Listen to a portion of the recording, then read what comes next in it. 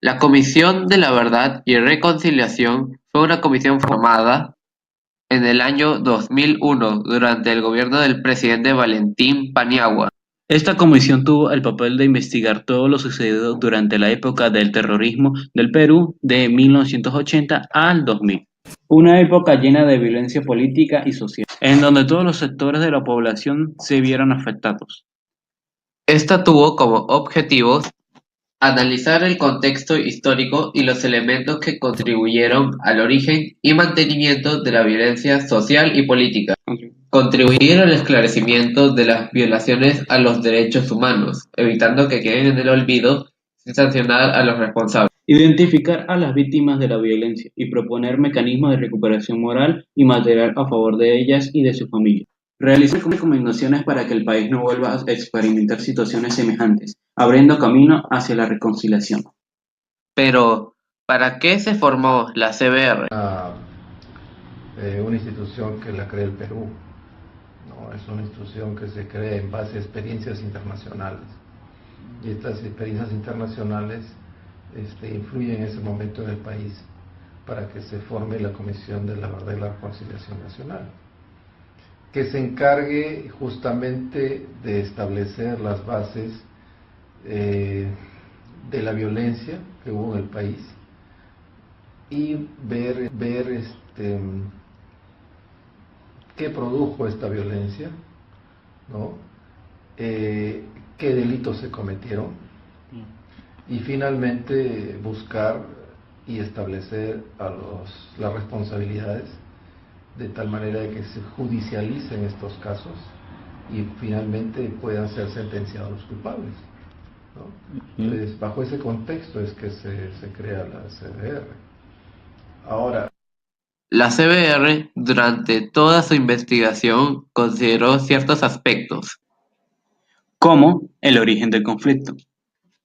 Hay que tomar en cuenta que el Perú vivía una situación de desigualdad social, lo cual hacía que hubiese bajos índices de desarrollo, haciendo que la ignorancia y la falta de comunicación imperaran, lo cual entonces llevó a una situación de extrema pobreza y en lugares como la sierra había bajos índices de nutrición, además de una inversión mediocre a la educación. También se llegó a analizar las víctimas de la violencia. Se dice que murieron o desaparecieron 69.280 personas, principalmente campesinos de la sierra y ciertas comunidades indígenas, como los Ashaninka, que se vieron afectados. Debido a esta situación de violencia, esto hizo que las personas de ciertos departamentos de la sierra, como Ayacucho y Huancavelica, fuesen a otros sectores del país. Y lo mismo sucedió con la gente de ciertos departamentos de la selva, que emigró a otras zonas, También se identificó a los actores armados, quienes buscaron desestabilizar al Estado. como el Partido Comunista del Perú Sendero Luminoso, que tuvo su origen en Ayacucho. Cabecilla: Manuel Rubén Abismael Guzmán Reynoso. Nació en Mollendo, Arequipa, el 3 de diciembre de 1934. Alias: Presidente Gonzalo. Ocupación: filósofo, profesor universitario, terrorista y genocida. Principal objetivo: difundir su ideología, el pensamiento Gonzalo, dentro de las universidades, luchar en contra del Estado. Y también se identificó al movimiento revolucionario Tupac Amaru. Cabecilla: Víctor Poray Campos. Nació en el Callao el 6 de abril de 1951. Ex militante del Partido Aprista Peruano, ocupación, político y terrorista. Objetivo principal: derrocar el sistema económico-social por medio de secuestros y atentados en contra del Estado. Para contrarrestar la acción de estas organizaciones, las instituciones del Estado, como el ejército y la policía, estuvieron encargados de estos grupos armados. Y a su vez, las rondas campesinas cooperaron con las fuerzas del orden. En el año 2003, la CBR publicó el informe final, en la cual se dio a conocer detalles acerca de su investigación y los posibles acontecimientos. audiencias y escuchaban las declaraciones de las personas, ¿no? Y su función era creerles, pues.